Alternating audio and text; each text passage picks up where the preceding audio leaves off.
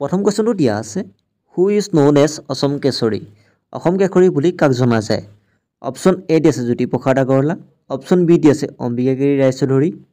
Option C দি আছে Bishnu Prasad Rabha option D দি আছে নান অফ দিছ ইয়াৰ শুদ্ধ আনচাৰটো হৈছে আনচাৰ বি অসম কেশৰী বুলি অম্বিকাগিৰি ৰায়চৌধুৰীক জনা যায় নেক্সট কুৱেশ্যনটো দিয়া আছে foxtail orchid is adopted as the state flower of Assam on কপৌ ফুল অসমৰ ৰাজ্যিক ফুল হিচাপে কেতিয়া গ্ৰহণ কৰা হয় অপশ্যন এ দি আছে 2013 অপশ্যন বি দি আছে 2024 অপশ্যন চি দি আছে 2018 অপশ্যন ডি দি আছে 2003 ইয়াৰ শুদ্ধ আনচাৰটো হৈছে আনচাৰ ডি 2003 চনত কপৌ ফুলক অসমৰ ৰাজ্যিক ফুল হিচাপে ঘোষণা কৰা হয় আৰু 2024 বৰ্ষত কাজি নেমুক অসমৰ ৰাজ্যিক ফল হিচাপে ঘোষণা কৰা হয় নেক্সট কুৱেশ্যনটো দিয়া আছে who is known as Sarojini of Assam অসমৰ সৰজনী বুলি কাক জনা যায় অপশ্যন এ দি আছে ভানুমতী তালুকদাৰ অপশ্যন বি দি আছে অম্বিকাগিৰি ৰায়চৌধুৰী অপশ্যন চি দি আছে বিষ্ণুপ্ৰসাদ ৰাভা অপশ্যন ডি দি আছে নান অফ দিছ ইয়াৰ শুদ্ধ আনচাৰটো হৈছে আনচাৰ এ ভানুমতী তালুকদাৰক অসমৰ সৰজনী বুলি জনা যায়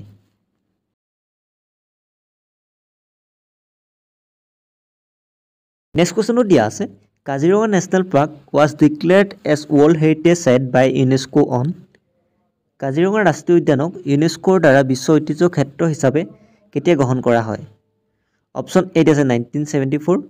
অপশ্যন বি দি আছে 1999 অপশ্যন চি দি আছে 1985 অপশ্যন ডি দি আছে 1971 ইয়াৰ শুদ্ধ আনচাৰটো হৈছে আনচাৰ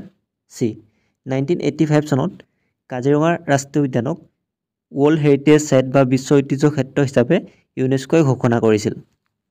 নেক্সট কুৱেশ্যনটো দিয়া আছে the major river of limestone are found in which district of Assam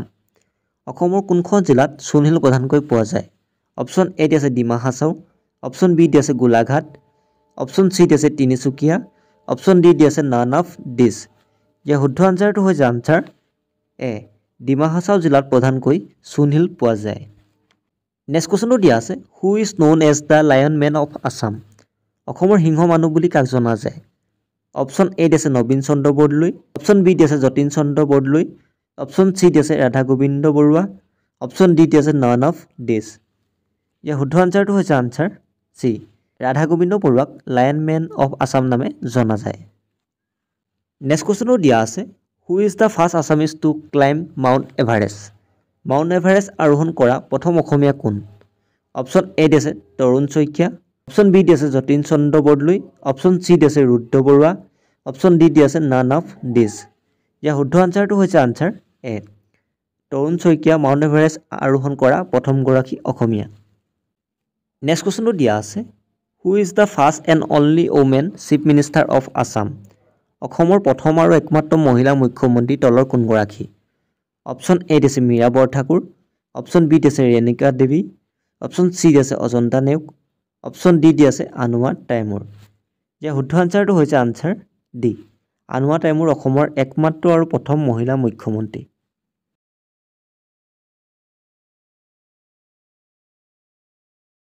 next কুৱেশ্যনটো দিয়া আছে in which year did Anowara Taimur become the first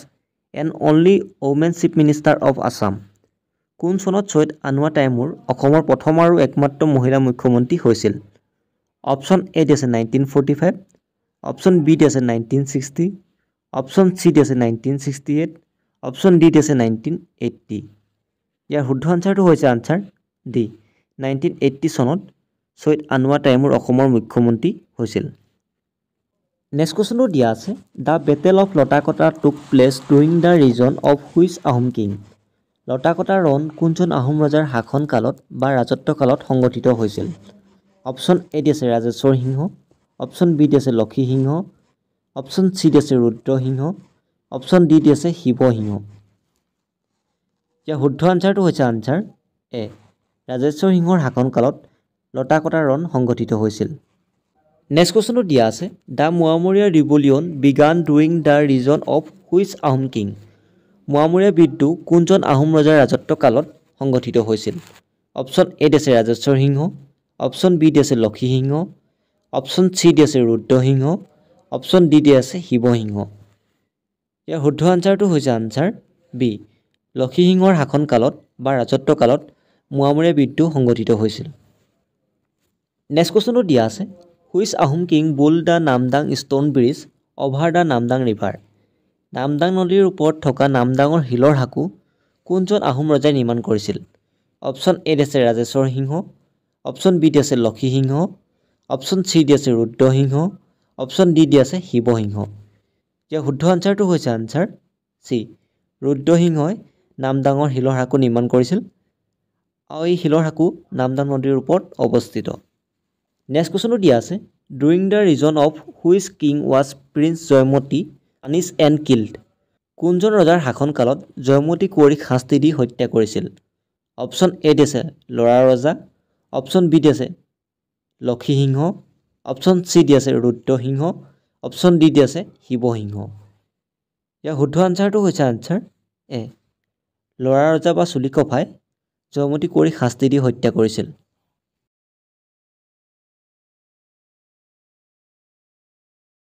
next কুৱেশ্যনটো দিয়া আছে who kill Badan Borphukan who was kill a traitor during the golden age of the Ahom empire.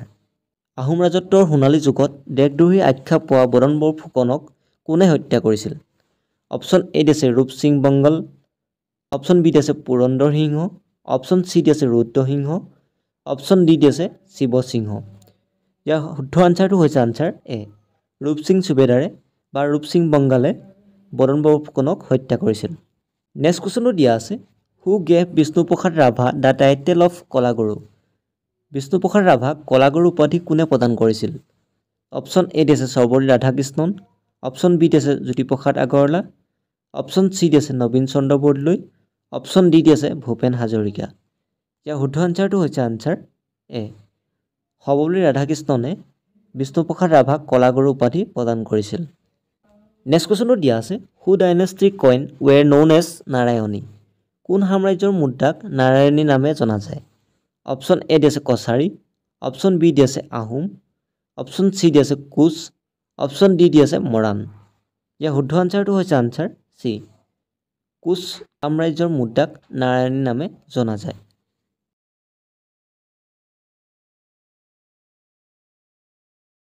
Next কুৱেশ্যনটো দিয়া আছে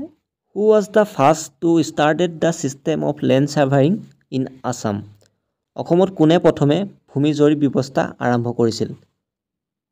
option A আছে লক্ষ্মী সিংহ, অপশ্যন বি আছে গদাধৰ সিংহ, অপশ্যন চি আছে ৰুদ্ৰসিংহ, অপশ্যন ডি আছে নৰনাৰায়ণ। ইয়াৰ শুদ্ধ আনচাৰটো হৈছে আনচাৰ বি, স্বৰ্গদেউ গদাধৰ সিংহই পোনপ্ৰথমে ভূমি জৰীপ ব্যৱস্থা আৰম্ভ কৰিছিল। নেক্সট কুৱেশ্যনটো দিয়া আছে who was the first Ahom king to introduce coin. কোনজন আহোম ৰজাই প্ৰথম মুদ্ৰাৰ প্ৰচলন কৰিছিল? অপশ্যন এ আছে ৰাজেশ্বৰ সিংহ, অপশ্যন বি আছে জয়ধ্বজ সিংহ, অপশ্যন চি আছে ৰুদ্ৰসিংহ, অপশ্যন ডি আছে নৰনাৰায়ণ। ইয়াৰ শুদ্ধ আনচাৰটো হৈছে আনচাৰ বি, জয়ধ্বজ সিংহই প্ৰথম মুদ্ৰাৰ প্ৰচলন কৰিছিল। নেক্সট কুৱেশ্যনটো দিয়া আছে who is known as the Luit Konwar of Assam. অসমৰ লুইট কোৰ বুলি কাক জনা যায়? অপশ্যন এ আছে নবীন চন্দ্ৰ বৰদলৈ, অপশ্যন বি আছে যতীন চন্দ্ৰ বৰদলৈ, অপশ্যন চি আছে ৰুদ্ৰ বৰুৱা, অপশ্যন ডি আছে নান অফ দিছ। ইয়াৰ শুদ্ধ আনচাৰটো হৈছে আনচাৰ চি, ৰুদ্ৰ বৰুৱাক অসমৰ লুইট কোৰ নামে জনা যায়।